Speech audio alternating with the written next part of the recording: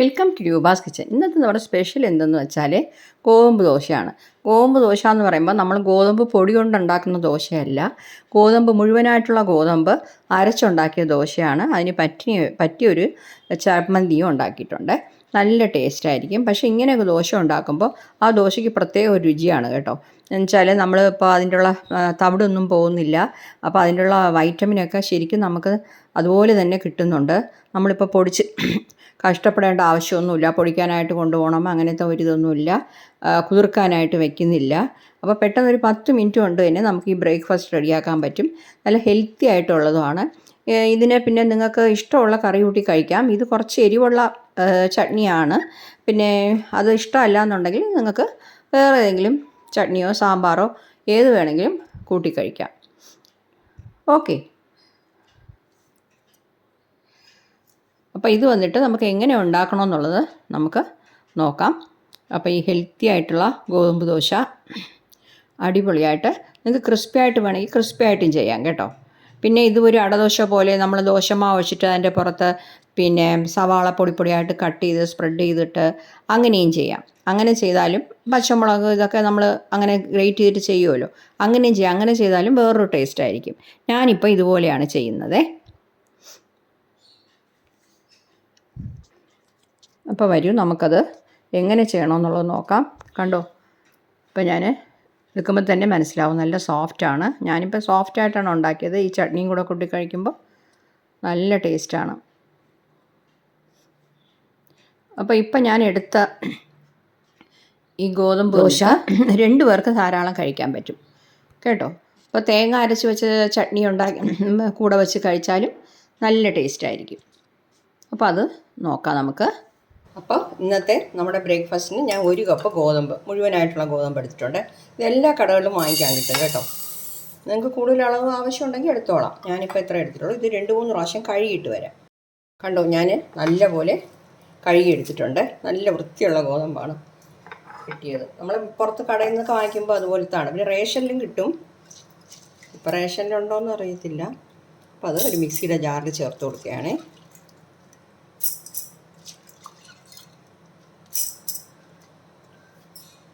അപ്പോൾ ഇതിൻ്റെ കൂടെ ഞാൻ 2 ഉണക്കമുളക് ചേർക്കുന്നത്.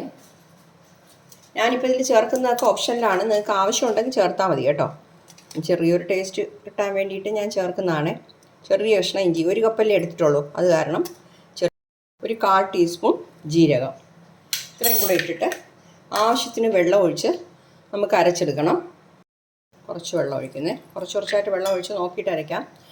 പിന്നെ ഇത് വന്നിട്ട് തീരെ പോളിഷായിട്ട് അരയണമെന്നില്ല കേട്ടോ. കുറച്ച് ഇങ്ങനെ തരിതരിയായിട്ട് അരച്ചെടുക്കണതാണ് നല്ലത്. തീരെ പോളിഷായിട്ട് അരച്ചെടുക്കേണ്ട ആവശ്യമില്ല. അപ്പോൾ കണ്ടോ, ഞാൻ ഇതുപോലെ അരച്ചെടുത്തിട്ടുണ്ട്. എടുത്ത് കാണിച്ചു തരാം. കണ്ടോ, ചെറിയൊരു തരിയും ഇതുമായിട്ട്. പിന്നെ തീരെ പോളിഷായിട്ട് അരയ്ക്കേണ്ട ആവശ്യമില്ല. നമ്മുടെ ദോശയെങ്കിൽ ഇങ്ങനെ അരയ്ക്കുമ്പോഴാണ് നല്ലതായിട്ടിരിക്കുന്നത്. അപ്പോൾ ഇതൊരു ബൗളിലോട്ട് മാറ്റാം.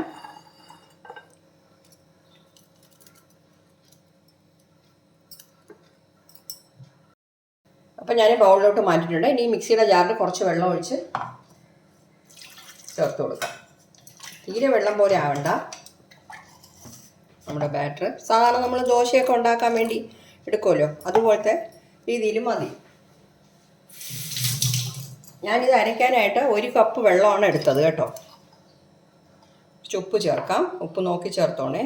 കുറച്ചേ ഉള്ളൂ ഞാൻ എടുത്തത്, അത് കാരണം ഞാൻ കുറച്ചേ ചേർക്കുന്നുള്ളൂ. അപ്പോൾ നമ്മളിങ്ങനെ കലക്കിയിട്ട് നമ്മൾ ദോശയ്ക്ക് സാധാരണ മാവ് എടുക്കുകയുള്ളൂ, അതുപോലെ ചേർക്കാം. പക്ഷേ ഈ മുളക് നിങ്ങൾ ആവശ്യമുണ്ടെങ്കിൽ ചേർത്താൽ മതി. എന്നറിയാമോ, കൊച്ചു കുട്ടികൾക്കൊക്കെ കൊടുക്കുകയാണെന്നുണ്ടെങ്കിൽ എരിവാണെങ്കിൽ അത് ശ്രദ്ധിച്ച് ചേർത്താം. അത് ചേർത്തില്ലെങ്കിൽ ഒരു കുഴപ്പമില്ല. കണ്ടോ, ഞാൻ ഒരു കപ്പ് വെള്ളം ഒഴിച്ചാണ് ഇത് അരച്ചെടുത്തത്. പിന്നെ ഒരു 1/4 കപ്പും കൂടെ ചേർത്തിട്ടുണ്ട്. നിങ്ങൾ നോക്കി ചേർത്തോണം. ഓക്കെ. ഇപ്പോൾ നിങ്ങൾക്ക് എരിവ് തീരെ കഴിക്കാത്തവരാണെങ്കിൽ 1 മുളക് ചേർത്താലും മതി.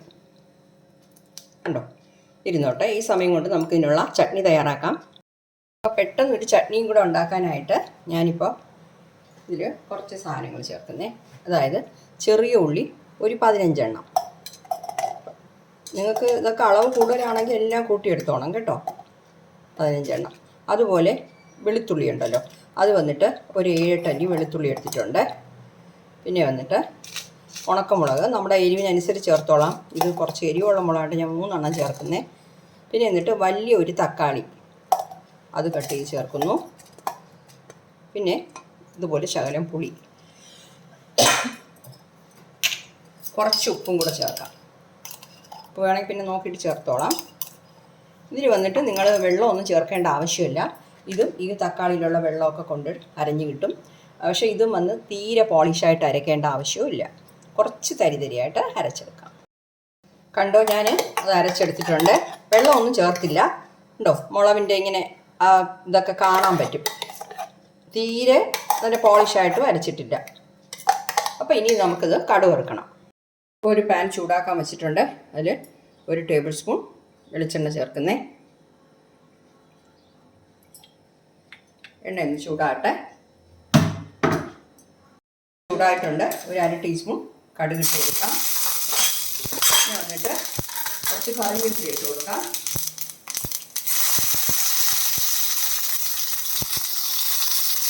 ഇനിയിപ്പോൾ നമ്മൾ അരച്ച് വെച്ചിരിക്കുന്ന ഈ ചട്നി ഇട്ട് കൊടുക്കാം. ഇതിന് വെള്ളമൊന്നും ചേർക്കണ്ട. നമ്മൾ ഉപ്പ് ചേർത്തിട്ടുണ്ട്. ഒരു 2 മിനിറ്റ് ഒന്ന് തിളപ്പിച്ചെടുത്താൽ മതി, അതിൻ്റെ പച്ച സ്മെല്ലൊക്കെ മാറാൻ വേണ്ടിയിട്ടേ. ഇപ്പോൾ 2 മിനിറ്റ് ആകട്ടെ, ഒന്ന് തിളച്ചോട്ടെ. വെള്ളം ചേർക്കാതെ തന്നെ കണ്ടോ കുറച്ച് ലൂസായിട്ടുണ്ടല്ലോ. അപ്പോൾ വെള്ളം കൂടെ ചേർക്കുമ്പോൾ ഇതിൻ്റെ ടേസ്റ്റും മാറും, ശരിയാകത്തുമില്ല. ഓക്കെ, ഞാനിതിൽ മിക്സി കഴുകിയ വെള്ളം പോലും ചേർത്തില്ല കേട്ടോ.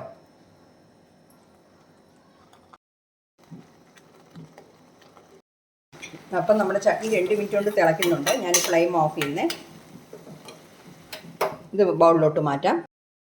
അപ്പം നമ്മുടെ ഗോതമ്പ് ദോശ ഉണ്ടാക്കാനുള്ള ബാറ്റർ ഇങ്ങനെ ഇരിപ്പുണ്ട്. ശകലം വെള്ളം വേണമെങ്കിൽ ചേർത്തോളാം നമുക്ക് പരത്താനായിട്ടേ. കുറച്ച്, ഒരുപാടൊന്നും ചേർക്കല്ലേ. അതിൽ 2 സ്പൂൺ അളവിൽ. സാധാരണ നമ്മൾ ദോശ ഉണ്ടാക്കുന്ന മാവിൻ്റെ ആ രൂപത്തിൽ മതി. അരയുന്നത് മാത്രം തീരെ മഷി പോലെ അങ്ങ് അരയ്ക്കേണ്ടെന്നേ ഉള്ളൂ.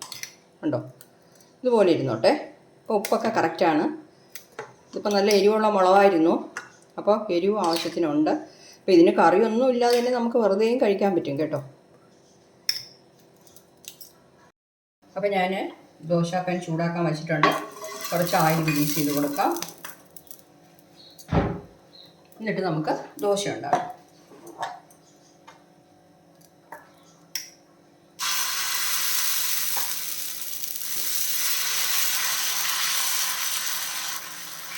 കുറച്ച് കട്ടിക്ക് വേണമെങ്കിൽ കട്ടിക്ക് പരത്താം. പിന്നെ നൈസായിട്ട് വേണമെങ്കിൽ നൈസായിട്ടും പരത്താം കേട്ടോ.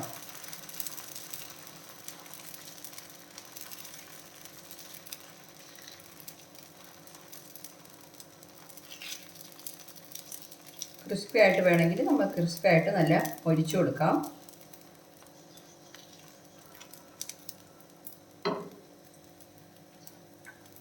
വേകട്ടെ.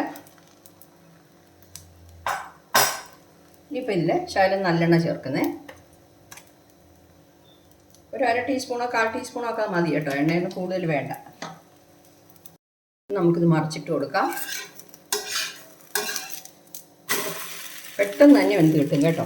നിങ്ങൾക്ക് ഇതിനേക്കാൾ നൈസായിട്ട് വേണമെന്നെങ്കിൽ 1 തവി മാവ് എടുത്താലും മതി. ഞാനിപ്പോൾ 1.5 തവി മാവാണ് ഇത് ചേർത്തത്.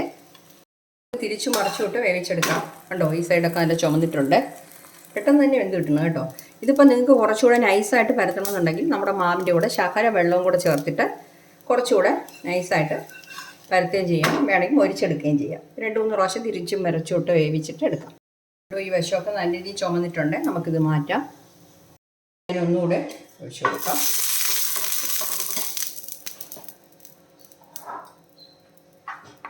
ഞാൻ ഈ മാവിൽ ശകലം വെള്ളം കൂടെ ചേർത്ത് കുറച്ചുകൂടെ ലൂസാക്കിയിട്ടുണ്ട്. ഇനി നമുക്ക് ഒഴിച്ച് നോക്കാം.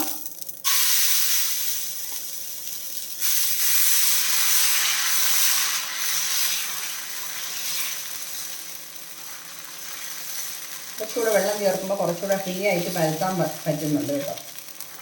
അപ്പോൾ അങ്ങനെ ചെയ്താൽ മതി. നിങ്ങൾക്ക് കുറച്ചുകൂടെ നൈസായിട്ടുള്ള ദോശ വേണമെന്നുണ്ടെങ്കിൽ മാവ് ശകലം കൂടെ ലൂസാക്കിയാൽ മതി. ഒരുപാട് വെള്ളം ഒഴിച്ച് കളയരുതേ.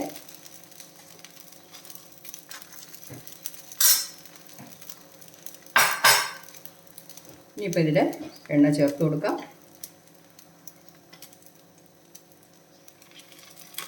ഇതും അതുപോലെ തന്നെ ഞാൻ വേവിച്ചെടുത്തോളാം. അപ്പോൾ ഇതും അതുപോലെ തന്നെ വെന്തിട്ടുണ്ട്, മാറ്റുകയാണ്. ബാക്കിയുള്ളത് ഞാൻ ചെയ്തെടുത്തോളാം. കണ്ടോ, നമ്മുടെ പെട്ടെന്നുണ്ടാക്കിയ ഗോതമ്പ് ദോശ സൂപ്പറായിട്ട് കിട്ടിയിട്ടുണ്ട്. കണ്ടോ, നല്ല സോഫ്റ്റും ആയിരിക്കും, കഴിക്കാനും നല്ല ടേസ്റ്റായിരിക്കും. ഓക്കെ, അപ്പോൾ ഇതിന് ഉള്ള പെട്ടെന്നുണ്ടാക്കിയ ചട്നി. ഈ ചട്നി വന്നിട്ട് നമുക്ക് ഇതിന് മാത്രമല്ല, മരിച്ചീനി ചക്കയൊക്കെ പുഴുങ്ങിയതൊക്കെ കഴിക്കുമല്ലോ, അതിനൊക്കെ കഴിക്കാൻ നല്ലൊരു കോമ്പിനേഷനാണ് കേട്ടോ. അല്ലാതെ ഈ ഒറട്ടി, ഈ പുളിയില്ലാത്ത ഇതിനൊക്കെ കഴിക്കാനായിട്ട് നല്ലതാണ്. അതായത് നമ്മളിപ്പോൾ ഈ മാവ് പുളിക്കാനൊന്നും വെച്ചിട്ടില്ലായിരുന്നു, അതുകൊണ്ടാണ് ഇത് ഞാൻ ഈ സ്റ്റൈലിൽ ഉണ്ടാക്കിയത്. അപ്പോൾ ഇതിലും ശകലം എരിവുണ്ട്, ഇതും എരിവാണല്ലോ നിങ്ങൾ ആലോചിക്കും. പക്ഷേ കുഴപ്പമില്ല, കഴിക്കുമ്പോൾ നല്ല ടേസ്റ്റ് ആയിരിക്കും. പക്ഷേ ഈ എരിവ് ചേർക്കുന്നത് നിങ്ങൾ എരിവിനനുസരിച്ച് ചേർത്തോണം. ഓക്കെ, അപ്പോൾ ഈ വീഡിയോ നിങ്ങൾക്ക് എല്ലാവർക്കും ഇഷ്ടപ്പെട്ട് കാണും അല്ലേ?